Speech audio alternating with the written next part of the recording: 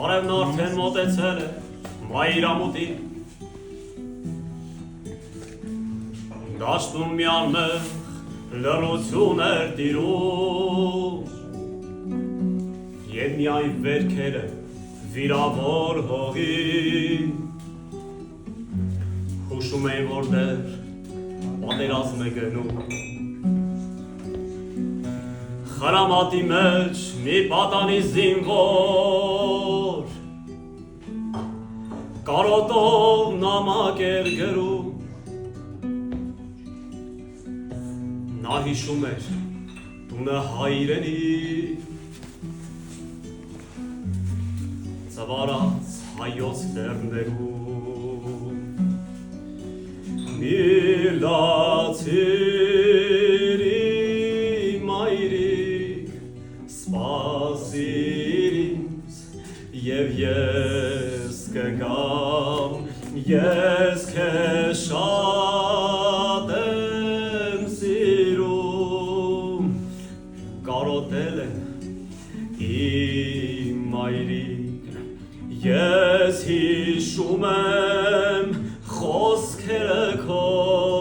սիրել հողը մեր հայրենի, ես հիշում եմ արցունքները քո, երբ պատմում էիր ջարդերի մասին, ես հիշում եմ տունը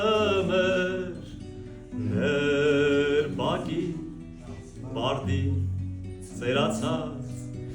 ես հիշում եմ խոհոզն արվակի ու մանկական խաղերս անցած,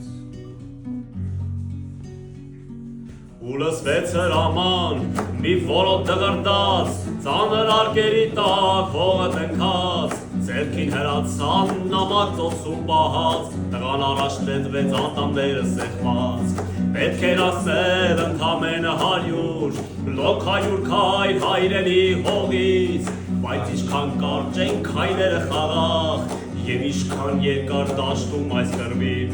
ու անկարծ կարծես լռեց ամեն ինչ, տղան հնձված հասկի պես ընկավ, ձեռքերում սեղմած նամակը ծակված, հայացք ուղղած կապուտ երկնքին, նա նայում էր